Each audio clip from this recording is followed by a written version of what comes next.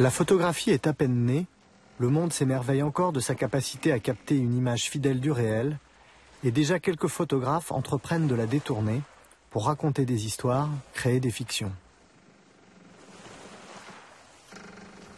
Une barque transporte le roi Arthur mourant sur une mer démontée, faite de tissu, comme au théâtre, et retouchée à la peinture. Une mise en scène de la photographe anglaise Julia Cameron datant de 1874. Seule la lune, qui n'est pas peinte mais grattée sur le négatif, prouve qu'il s'agit bien d'une photographie.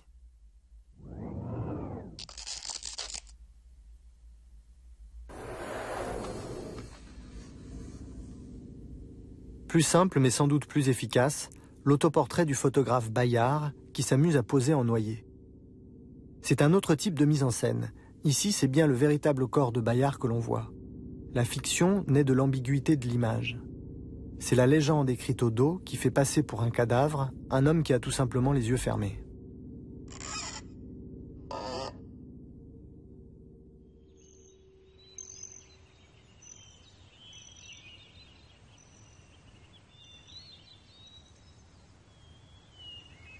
Un siècle plus tard, un autre photographe saisi par le vertige de la fiction associe dans une même image les deux registres de la théâtralité et de l'ambiguïté.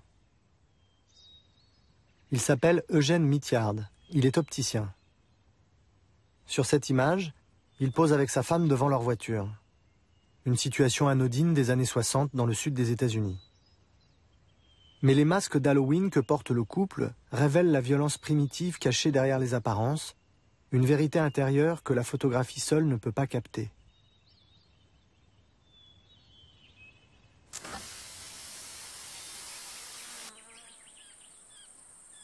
Ce qui frappe, c'est la simplicité de ces mises en scène. Un masque trop vieux sur un corps trop jeune suffit à faire naître un monstre innocent.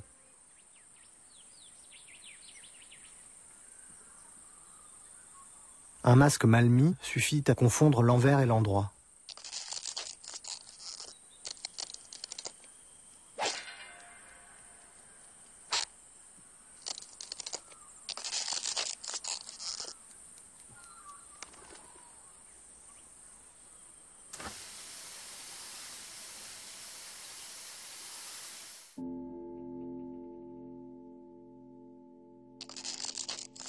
La mise en scène telle que la pratique Mithiard et d'autres photographes des années 60 du XXe siècle cherche moins à raconter qu'à faire apparaître des fantômes et brouiller la notion même de réel. À l'inverse, au même moment, des peintres américains cherchent à se débarrasser de toute subjectivité et peindre des tableaux plus objectifs que la plus objective des photographies. À l'intersection de ce double mouvement de transgression, un portrait d'Andy Warhol, l'hyperréaliste, déréalisé en 3 temps par le photographe Dwan Michals.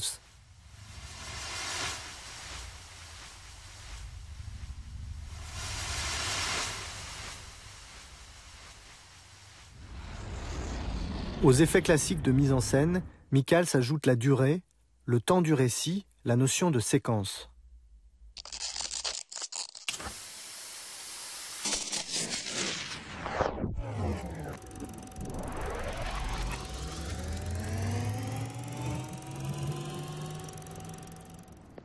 La rencontre fortuite. Une simple scène de rue, dramatisée par une décomposition du temps, comme dans un photoroman.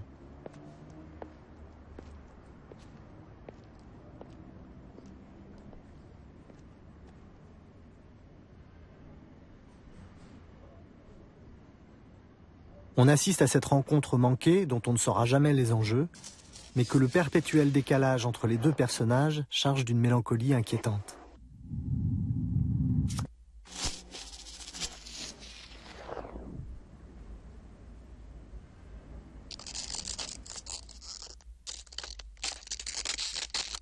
La séquence « Les choses sont étranges » commence dans une banale salle de bain.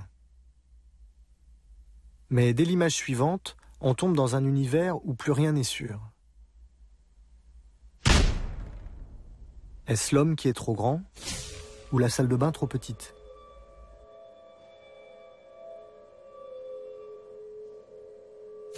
Est-ce la réalité ou juste une image à peine visible dans un petit livre lu par un promeneur anonyme, qui n'est lui-même qu'une image au-dessus du lavabo de cette même salle de bain.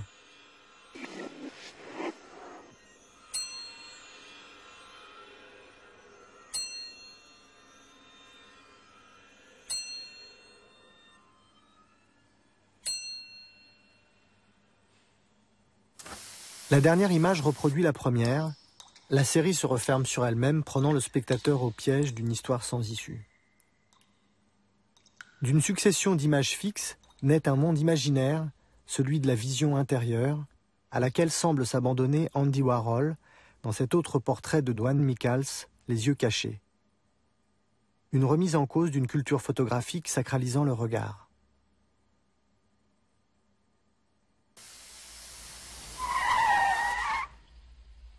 L'Américain Mac Adams réduit la séquence à seulement 2 images dans sa série Mysteries datant des années 70. Dans un climat de série B, il montre un début et une fin, un avant et un après.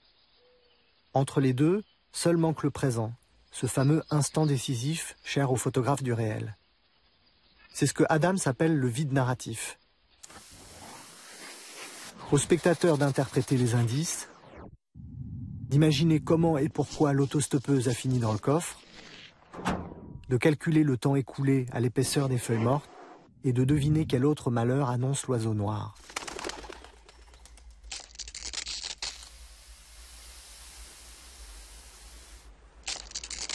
Le mystère des 2 triangles. Un cadavre sur une plage.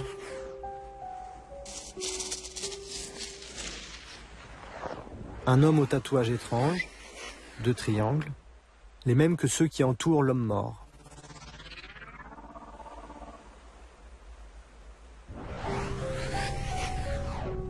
Un couple qui ne se rend compte de rien, en danger peut-être.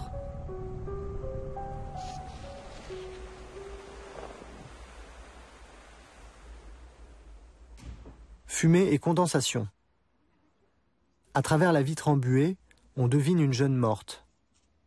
La même main qui tient le verre a refermé la portière de la voiture.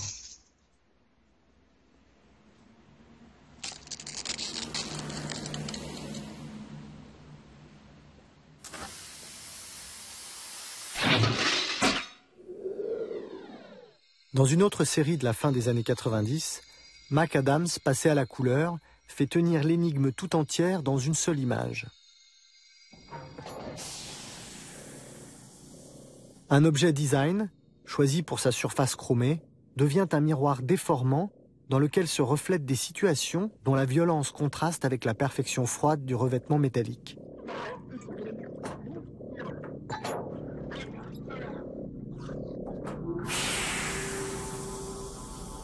Une version postmoderne et dérangeante du miroir magique des contes.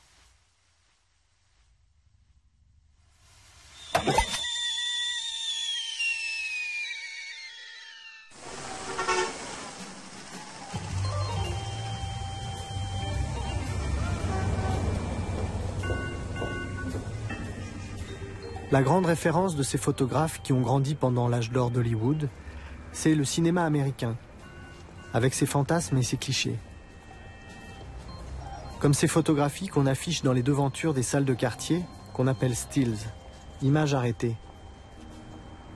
Des photographies de plateau qui cherchent à condenser tout le drame du film en une seule image.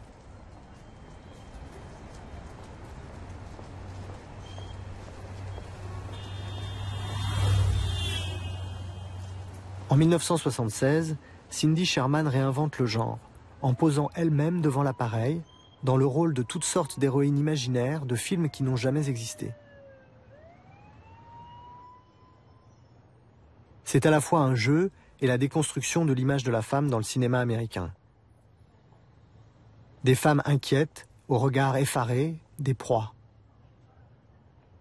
Au-delà du pastiche, ces images parviennent à évoquer quelque chose de cette tension propre au cinéma, où on ne sait jamais d'où tombera le prochain coup. Comme dans un film, les regards sont tous tournés vers l'extérieur du cadre, le hors-champ. Là où se tient caché l'autre, la source de leur angoisse, qui fait d'autant plus peur qu'elle est invisible.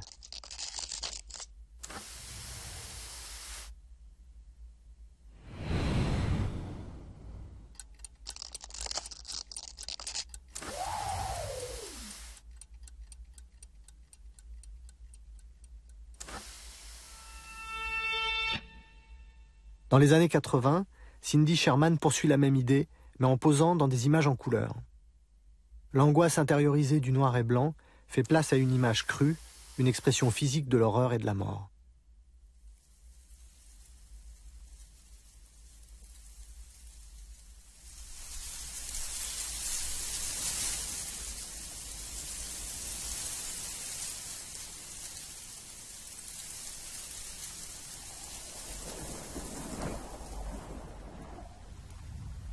En 1993, le Canadien Jeff Wall a réussi un véritable exploit. Saisir en une seule image les effets d'un coup de vent.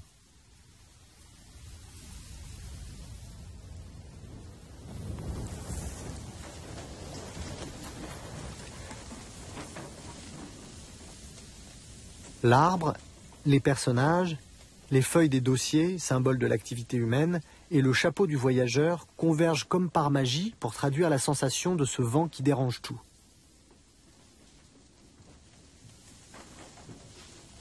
C'est bien sûr une image impossible. Elle a été entièrement scénarisée, puis mise en scène et photographiée élément par élément.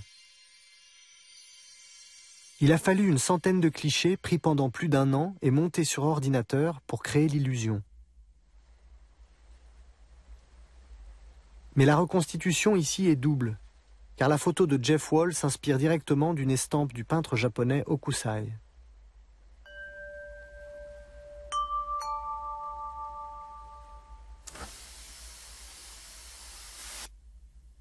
La chambre détruite. On dit que dans ce décor soigneusement saccagé, Jeff Wall a mis en scène les vêtements de sa femme qui venait de le quitter. Mais au-delà de l'anecdote, c'est encore un dialogue avec un chef-d'œuvre de la peinture, La mort de Sardanapale de Delacroix, un tableau qui fit scandale à son époque. Jeff Wall, comme s'il sautait par-dessus tout un pan de l'histoire de la peinture, en propose une relecture cubiste. Objets et structures remplacent Sardanapale et ses esclaves nus. Jusqu'à la petite statuette de danseuse, figurant la tête du tyran assyrien, seul rescapé de ce désastre.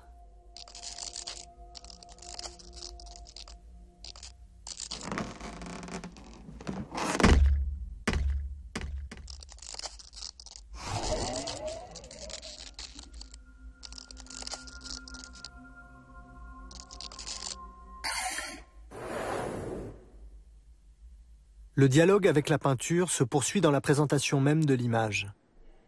Tirée en grand format sur un film transparent, elle est exposée dans un grand caisson lumineux, comme une affiche publicitaire, afin, dit Jeff Wall, de donner à la photographie un rayonnement que la peinture a perdu.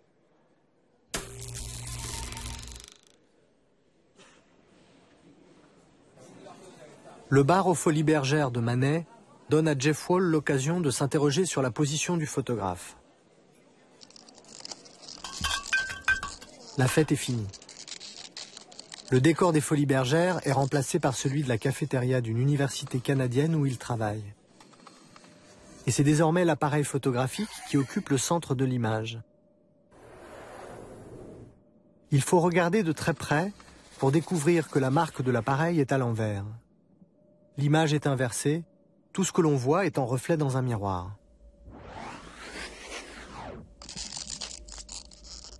Dans son tableau, Manet se sert du miroir pour dédoubler la situation et montrer en même temps la serveuse de dos, parlant avec un client, et la serveuse de face, comme si nous étions à la place du client. Mais alors que chez Manet, la serveuse se tient réellement devant le miroir, dans la photo de Jeff Wall, le réel a disparu, seul reste le reflet. Il n'y a plus de face-à-face possible. La structure de l'image isole les personnages. Jeff Wall, lui-même, en photographe, est son modèle, chacun prisonnier de son propre monde. Seul les réunit l'appareil photographique.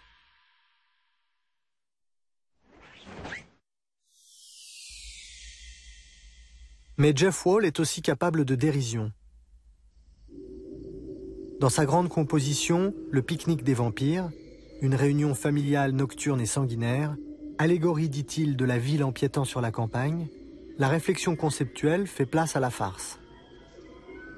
L'image réalisée comme un tournage de film, avec une vingtaine de figurants prenant la pose et des spécialistes du film d'horreur pour conseiller, ne cherche pas à être belle ou crédible. C'est une débauche parodique, une surenchère d'effets et de clichés qui par ses excès mêmes est une vision désenchantée du monde dans lequel nous vivons.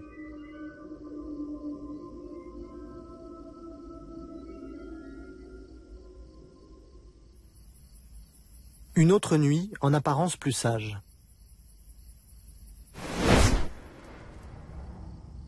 Une comète illumine une fête d'enfants portant des habits d'un autre temps. Dans cette image de Bernard Faucon, seul le paysage est vrai.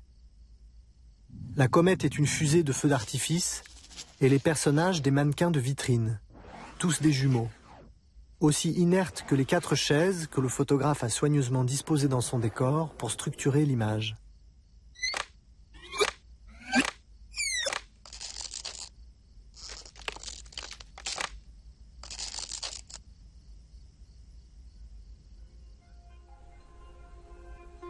Les mannequins, les poupées et les automates ont fasciné les romantiques puis les surréalistes par leur manière d'être à la frontière entre l'animé et l'inanimé. C'est sur cette ambiguïté que Bernard Faucon a bâti une série intitulée « Les grandes vacances » où il remet en scène les souvenirs de son enfance.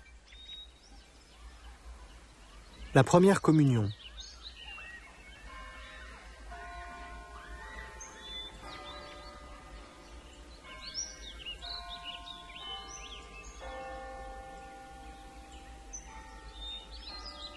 Les mannequins qui cernent de toutes parts l'unique figurant vivant rendent l'image irréelle et semblent redonner corps à la matière même du souvenir.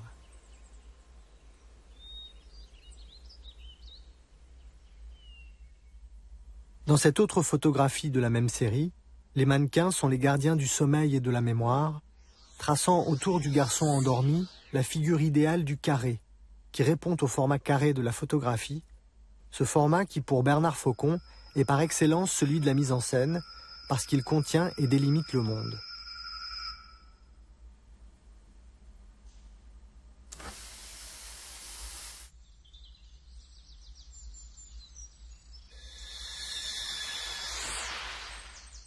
Un autre carré dans une photographie intitulée « L'enfant qui vole ».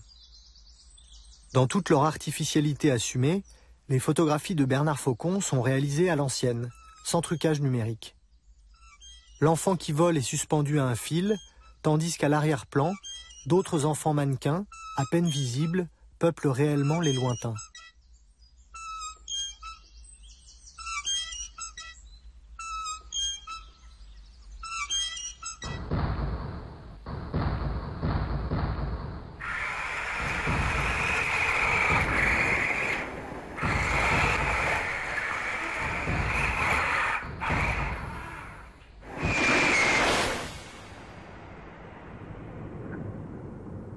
C'est un autre rapport à l'enfance qu'on découvre dans les reconstitutions de combats de la Seconde Guerre mondiale de David Levinthal.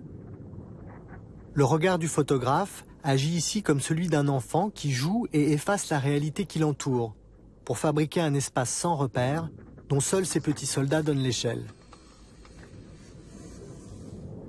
De la mise en scène à grand spectacle sur le coin d'une table. Les décors sont préparés avec un soin extrême. Levinthal va jusqu'à faire pousser pour de vrai l'herbe sur ses champs de bataille miniatures.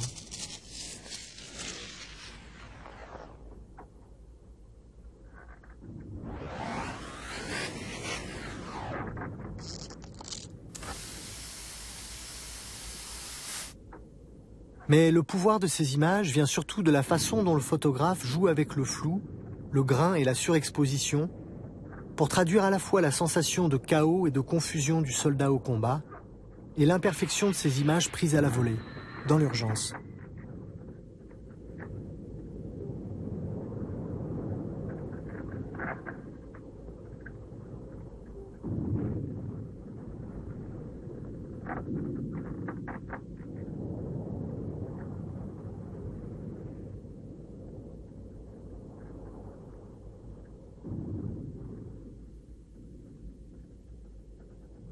Pour Levinthal, ces images ne sont pas des œuvres en soi, mais les matériaux d'un récit, un faux livre d'histoire, une autre fiction dans laquelle ces mises en scène se mélangent aux documents réels, cartes, discours, citations, dessins, et semble curieusement tout aussi authentique.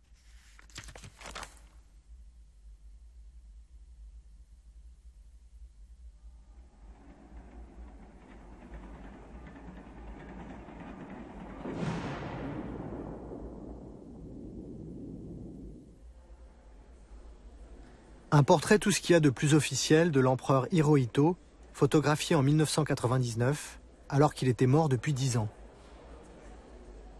Il fait partie d'une série de portraits de gens célèbres du photographe japonais Hiroshi Sugimoto, dont les modèles, morts ou vivants, ont tous en commun de n'avoir jamais posé pour lui.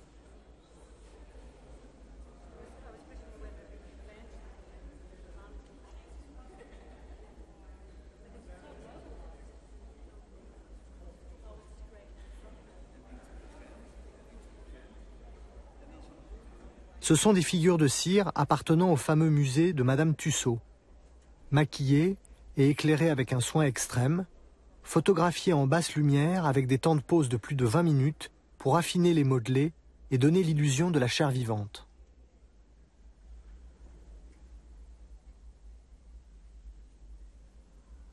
C'est un travail de trompe-l'œil, un piège tendu au spectateur que seule l'image photographique rend possible.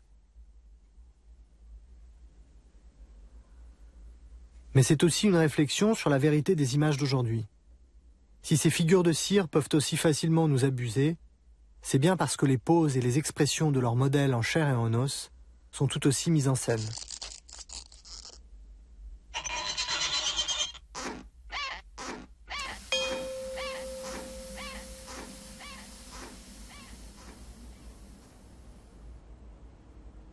Une cage d'escalier.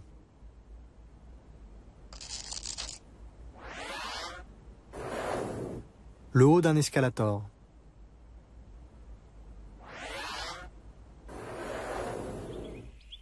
Une façade couverte de lierre. Des décors parfaitement réalistes en carton-pâte. Comme chez Sugimoto. Dans ces images, le photographe allemand Thomas Demand prend au mot l'idée que notre réalité est une construction, un artefact, ni plus juste ni plus faux que ces feuilles de papier collées une à une sur une façade dont les fenêtres n'ouvrent sur rien.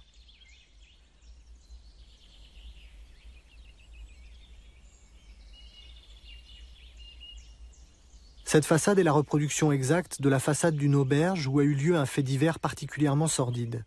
Mais Demand se garde bien de le dire. De même que rien n'indique que cette autre image reproduit fidèlement la pièce où la cinéaste nazie Leni Riefenstahl gardait ses archives. Le regard du photographe se veut totalement neutre.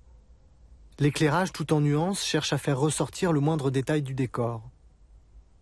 Un compte-rendu aussi froid que ces lieux imaginaires, d'autant plus menaçants qu'ils sont totalement vides.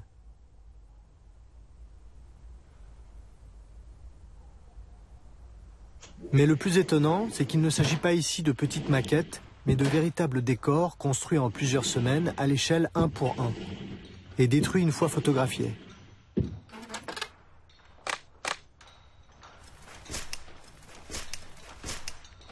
Ici, c'est la structure même du décor qui fait la force de l'image. La salle de travail.